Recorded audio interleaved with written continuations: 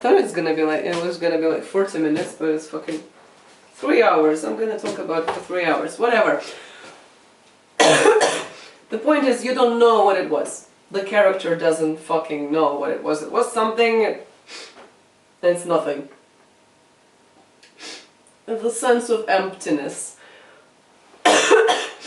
What's funny is, like, I kind of get why it might have been the case at that time, at least like people hinted it, so of it being like taboo, homosexuality being taboo, and like internal problems with that, all sorts of things like that. But then I've seen modern kind of art, like modern movies, modern texts, where it's all about like meeting on Grindr and hooking up and everything. It's still there. They can be like the characters can be like in a gay bar, like in a gay district of a very gay city, which is San Francisco. So you kind of like, you look left, there is a gay person, you look right, there is a gay person, you look down there is a gay person, you look behind, there is a gay person, you look up, there is, like, everyone is gay. So you would think it might eliminate this otherness as present in a way, like you see yourself and you see the other person when you're trying to connect with them. This sense of not knowing anything, not knowing how to, like, what it is, who you are, who am I, who you are, who I am. But no, it's still there. It's just still there. And then again, a bit of this mechanical going through motions. Then there is this bit of like physical, very, again, emotional also. Sometimes more physical, sometimes more emotional, like very raw, very kind of meaty thing, which culminates in nothing, in emptiness. So it's very interesting for me that it's like it's still present. Definitely present here.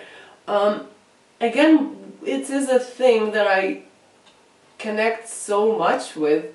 Like when that scene in the movie started, I was just like, yeah. And I have never picked young Mexican boys at a like nameless, creepy, trashy bar for money, possibly for money. Why do I connect with it so much? The smarter person. So I always thought about it. It's not just one thing. I have read a lot of like books by queer authors, and there are these scenes everywhere of this uncertain risk you're taking to make a connection, and often with like no outcome, not even a negative outcome, like no outcome. Desperate, depressive thing. And I was like, why is that? Many possible answers, but I have one today that is a new one, because my diagnosis, my self-diagnosis is new. A very autistic experience. Not even like necessarily sexual relationship-wise experience, it's just autistic fucking life experience. You don't understand anything. I don't understand anything. I don't understand what anything is, and I don't understand what anyone is. No script for me. I haven't been given it, and good, I'm happy I haven't been given it. I don't like the script.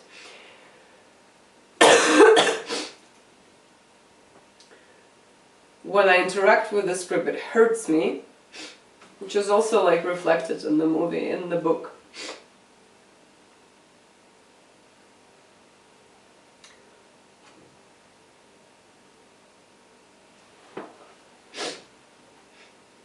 And the main topic in the movie of this longing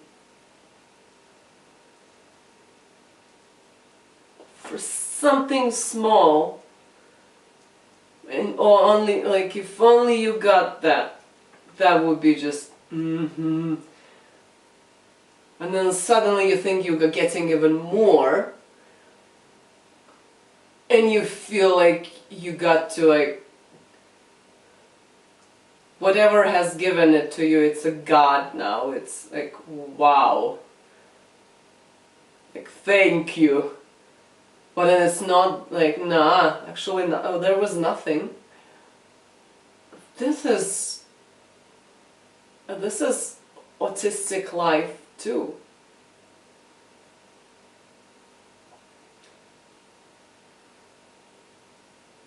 At least it is my autistic life.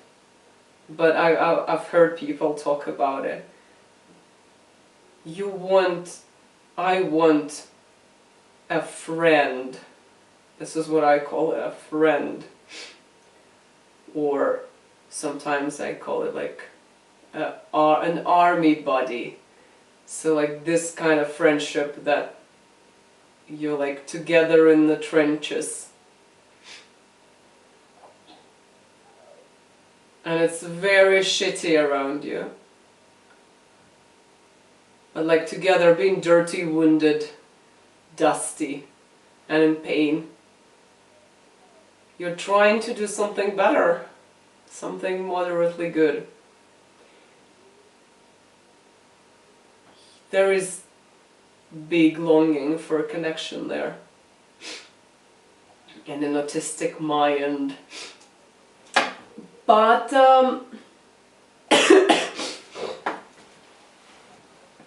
there is pretty much no game. There is, you don't get it. You don't get it. You don't. There is a fascination with any other living being. I will have to talk about it separately, but living beings, things that are alive, are very different from things. They're not things. Things are amazing. They're like, come on, you can do this with things, and it's fascinating. Properties, and you can sort them into things. But they cannot do this with you. They cannot look at you the way you study them, the way you try to like get into them. And you have this understanding that like a thing that is alive, because it has like a mind, it can, and you can learn it deeply, and it can learn you. You fucking want it, but nah. The uncertainty, I feel that uncertainty all the time. A living being, any person, for me, I don't know anything about them. I don't think people, like neurotypical people, they think in groups and categories. I think in individuals, and at first I don't know anything about them. I know it's a living thing, and that it's alive. It means, I'd say, like up to 5 pretty basic things, like a living thing, a thing that is alive. It has desires. It hurts. It has like, because it hurts, because it has been hurt by existence, and because of desires, it has a view of reality.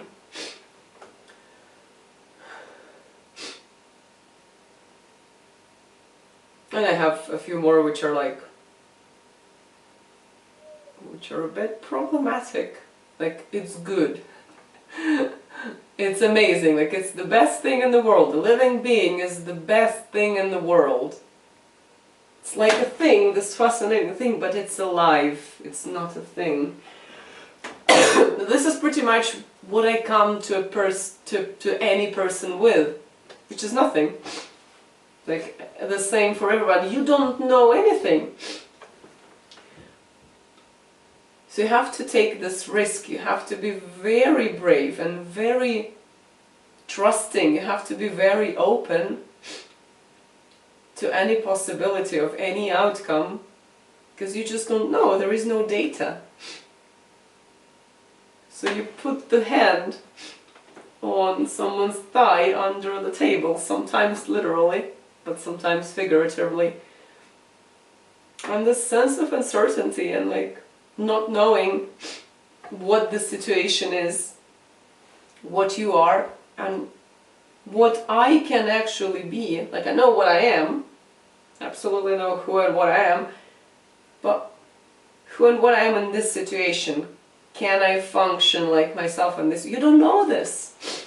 You don't know this. And it's like this, so it's reflected so much in this thing, in this kind of art.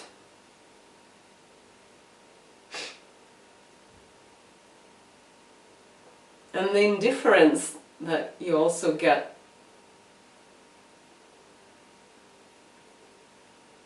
I think people would say misunderstanding, yeah? Which is, yeah, it is, but it's the sense of disconnect. Not even disconnect, because there was no connect at any point. Of not touching, the sense of not touching.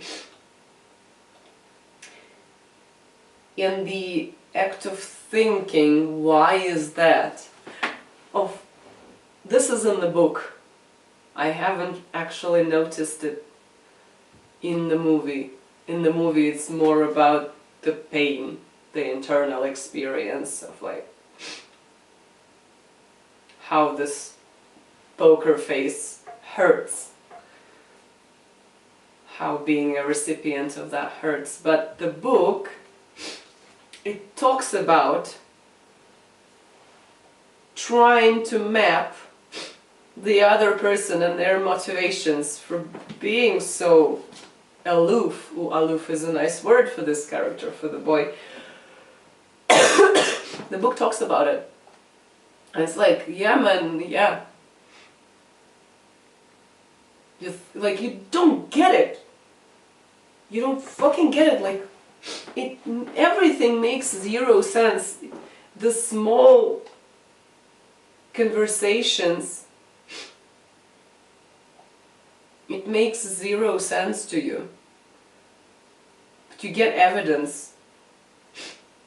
And you start thinking like, okay, what could have led, like what thing leads to me getting this evidence?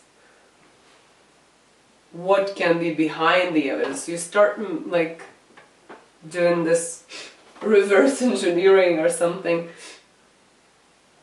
like recreating the creature by the droppings.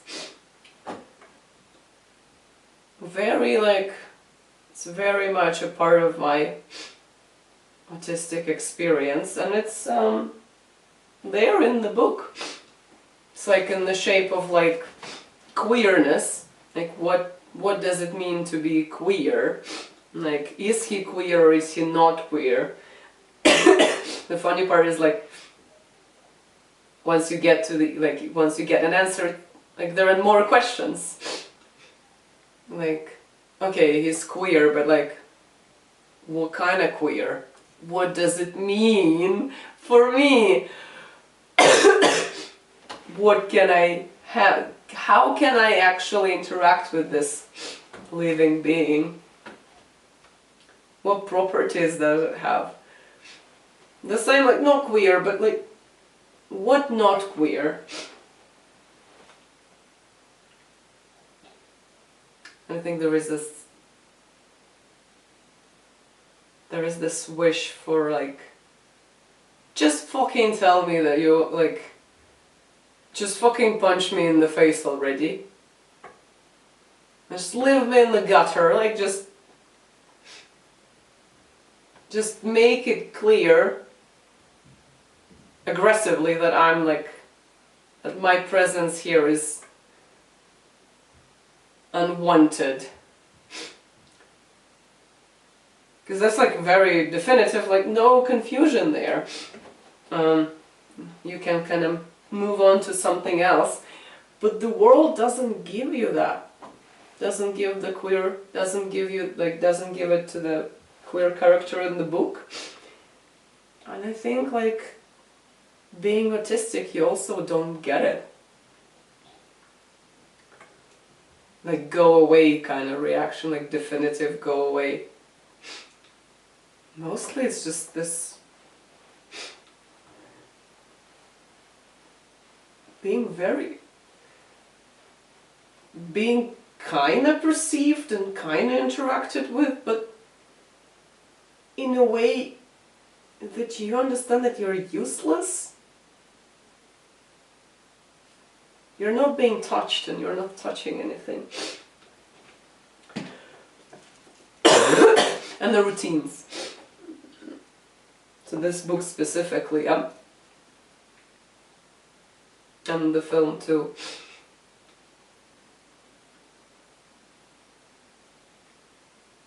Should I just find a routine? The pig routine. Let me see how much I have left. Okay, I have some time left. Lee, the character, does monologues with a bit of like a shock value and a bit of like satire, sarcasm, over-exaggeration, like winking at the listener, annoying the listener, like over-the-top something.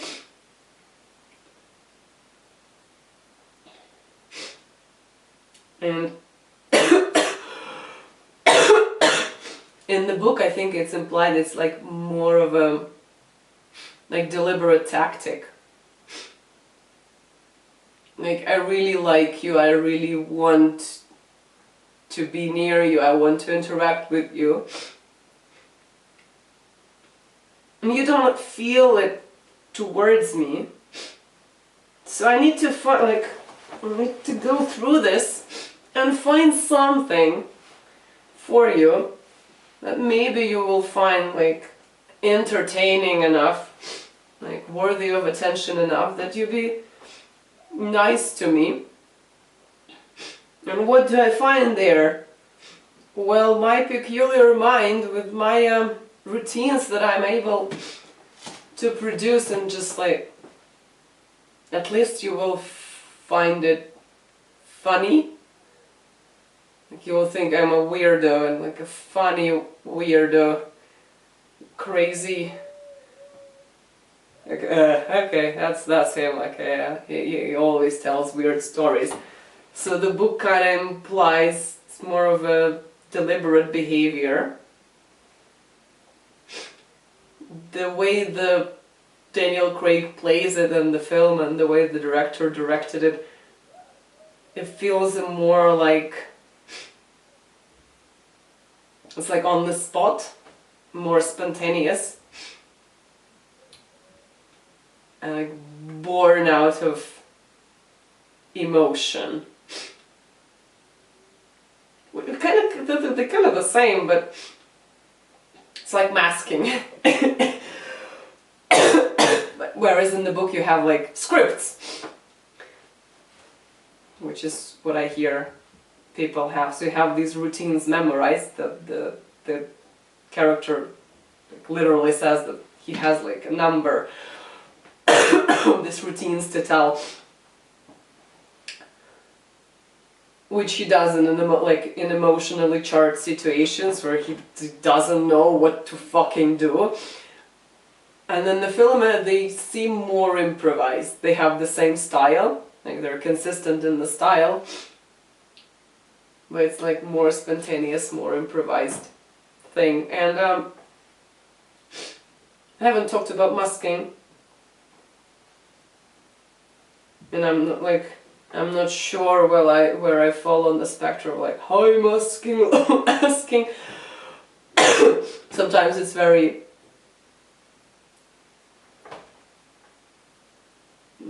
concrete, very tangible thing, like having scripts and practicing facial expressions, like, nah, I don't do that.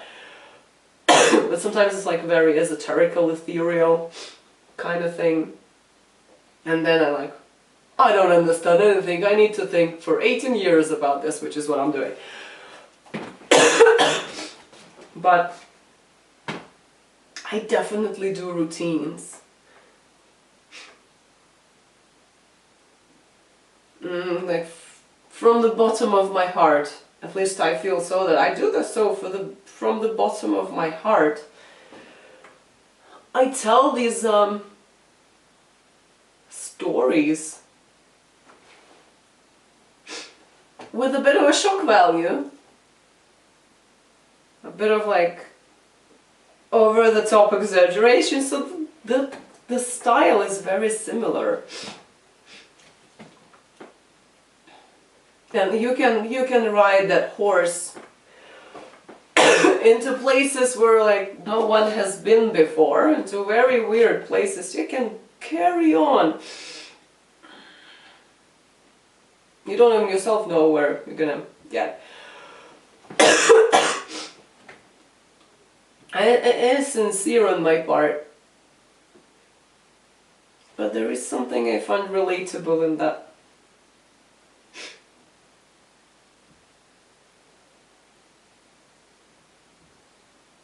It's like, take at least that. If you're not taking anything else, then I'm like begging you to take at least this. It's also like a genuine thing. That's very interesting. I think I had more, but I'm so fucking tired.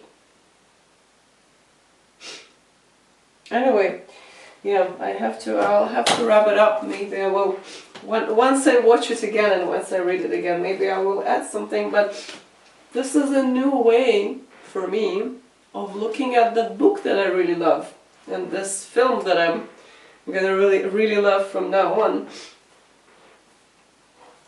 It reflects my autistic experience with just interacting with the world and with the people in it.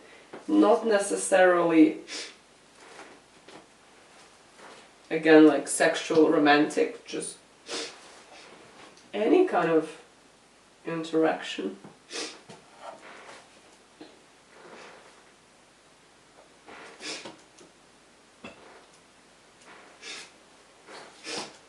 The court of fact had rejected his petition. Beautiful.